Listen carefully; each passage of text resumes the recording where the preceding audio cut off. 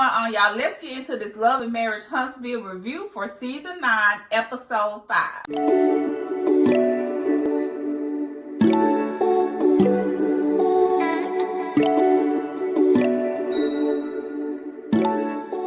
So the first thing we start off with is Destiny and Martell moving into something that looks like a storage unit. So I'm like, instantly, I know Destiny ain't moving her business into a storage unit, but come to find out, whoever the owner is of this building turned it into like a salon suite. But the walls of the salon suites look like storage, little storage gates. So, or walls or whatever. I'm not sure if the owner of the salon suite just turned the indoor storage unit into a salon suite. But anyway, I do commend Destiny for keeping everything moving even after all of the mess with her getting arrested for whatever she got arrested for. And even though she's not at a brick and mortar or have her business as like a storefront anymore, I do commend her for keeping everything moving by moving into a salon suite. So kudos to Destiny. Second thing I want to talk about is Martell venting to Destiny about how he doesn't feel supported by the group. And this also is an ongoing thing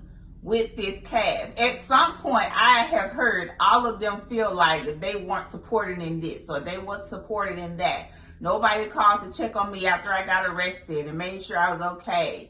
Nobody came to my food drive. Nobody came to my event. So it seems like this group always feel unsupported by each other in some way, shape, or form. And you can also tell that none of them trust each other. Let's talk about Kimmy and Mel. Having a conversation in Mel's garage or whatever it was when her and Kimmy was working out. First of all, Mel should have already known, just based off of history of this show and watching, that Kimmy was not going to say anything about this situation with Maurice's DUI. Kimmy has always been tight-lipped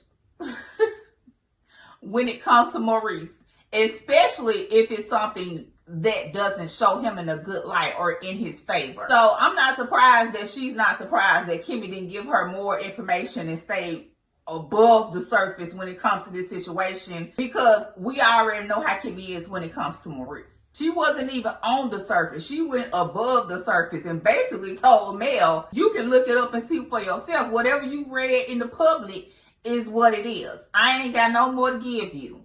I mean, which is kind of like, because at this point it's like, if I can go and look in the public and see what is publicly out there, then why not just elaborate on the situation with your friend? So obviously Kimmy feels like the Mel is not her friend for real, because she was like, well, I'm not about to tell you nothing. Whatever you read is what the story is. And obviously this is how Kimmy feels, because in the confessional she stated like, okay, yeah, you're trying to make it seem like you're concerned about my well-being, but really you just want to be nosy. And even in the moment when it was actually happening in real time, you could tell it just clicked in Melanie's head like, okay, we on them type of vibes. You could just tell that these girls don't have no real genuine connection with each other. I mean, at the same time, I can see both sides, right? I can see why Kimmy didn't say nothing, because, you know, she feel like she's being used in this moment in time. And I can also see why Mel wanted to wait and ask her in person. But it just gives that these girls ain't friends for real, because I'm not about to wait and get you over here and get you in front of the cameras to ask you what I want to ask you. I'm just going to ask you when it first happened. And also with Mel saying that she was speaking to Kimmy, she was like, oh, I know Kimmy going to be mad about this, or however she put it. I was looking at the TV like, no. To be honest, I don't think Kimmy really gave a F. I mean, I feel like she was basically like, it is what it is. That's his DUI, not mine. The one thing that I did observe about this group is they not friends for real. And they don't trust each other. Next thing, I'm not sure why Tisha feels the need to send out a mad email to the people in the neighborhood about something or whatever, it was a project or a house that they're building. Because if they ain't putting in on it, I don't know why she feel like she needs to get the people's input. If the permits pass, if the licenses are approved, if the contractors are in check, then I'm not sure why she feel like she needs to involve the people in the neighborhood about something they not even putting in on. Yeah, it'll be a good deed, but I feel like it's irrelevant and a waste of time. With Tisha wanting Marcel to reach out to Maurice about his whole DUI situation to get his support or talk to him about it or give him some advice or have a come to Jesus moment with him, I don't understand why she wants him to do that either. Marcel already said that Maurice was at Black the next day. So again, why Tisha is wanting this to happen is beyond me. I don't know if she just needed something to talk about or whatever, but okay. At the end of the day, Maurice is a grown man. He know he don't supposed to be out there driving drunk. So I really don't know what Tisha was getting at with this whole situation. Tisha really gives me kind of ditzy vibes. A little ditzy. So I agree with Marcel on these two situations. What I don't agree with Marcel on is how he says stuff or how he speaks to Tisha. We all know it's not what you say, it's how you say it. And another thing that I observed is you can just tell when someone is speaking or talking to Tisha in a way that's not nice to her, or she feels a way when they are speaking to her. You can just literally see in real time how she just reverts into like a little girl again or like a child. Her voice gets more baby-like.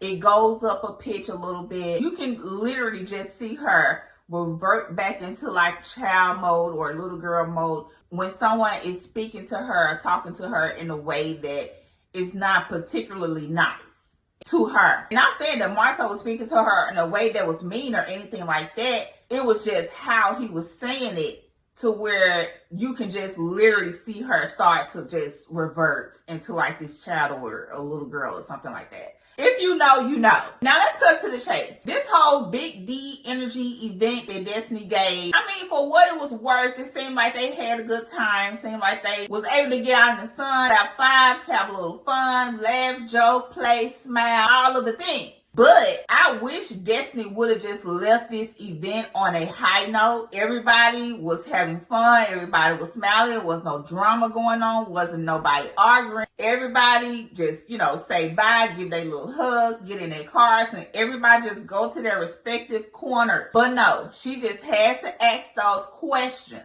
And based off the history of this group and watching them for 9 seasons, you as well as everybody else knows that asking these questions is not going to end well. It come off like she just want to make it seem like, oh, I just want to get the group together so we can have fun and, get back to some positive energy, yada, yada, yada, when really she got some mess planned. Let's just be honest, Destiny. You wanted some drama to pop off, okay? Let's just be real. You really wanted some mess to pop off. I see you, girl. But she want to package it like she was just being genuine and having, and wanted to have a little fun with the group and bring the group back together. Okay, girl. Because if she didn't want no mess to pop out, she would have came up with something more creative, okay, and a little bit more appropriate for this group in this situation so no mess won't be popping off. To be honest with you, it seems like ain't no Big D energy in this group anyway because they always arguing about something. When Destiny asked Martell the question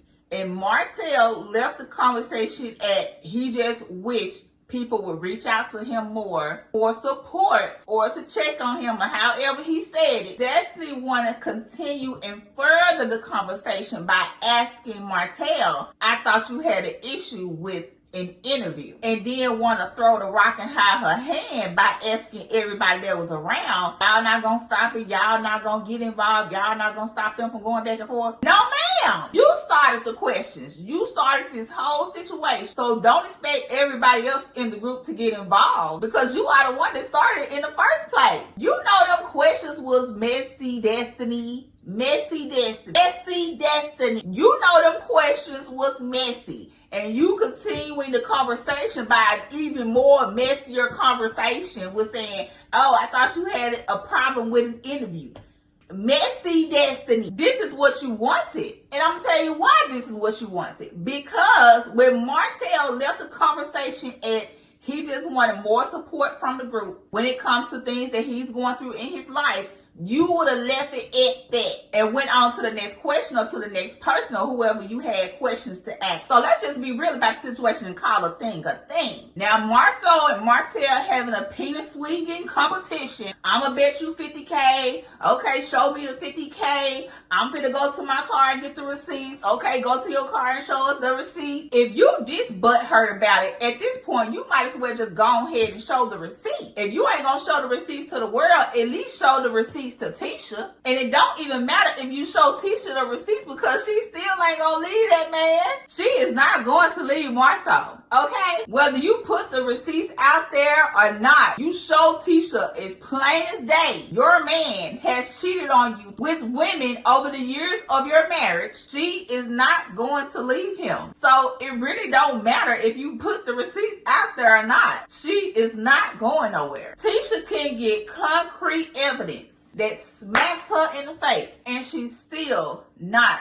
gonna leave Marcel. So it really don't matter whether you put out the receipts or show her the receipts or whatever. She's still not going nowhere. And another thing, somebody always talking about how somebody said this in the interview or somebody said that in the interview, or you talking about me in the interview, or you talking about me in the interview as well. Answering questions that the interviewer asks about your cast is normal. It comes with the territory. It comes with being on TV shows, reality TV shows, ensembles, whatever the case may be, of people just wanting to know what you feel about the other person in the group. Hell, you could be in the Temptations. The people is going to ask what you feel about the other persons in the group. My point is, it just comes with the territory, okay? All of y'all done said something about each other. Whoop-de freaking do, okay? It is what it is. It comes with the reality of being on a show. If you don't want people to speak on your situation, if you don't want the cast to speak about you or the situation, then you shouldn't be on a show. Any show. I mean, this argument is really just laughable at this point. I mean, seriously, it's really just laughable at this point. Anyway, y'all, that was it. It wasn't really too much going on in this episode, except for a little argument going back and forth between Martell and Marcel at the end. And at the end of the day, Martell, if you ain't gonna show the receipts or at least show them to Tisha,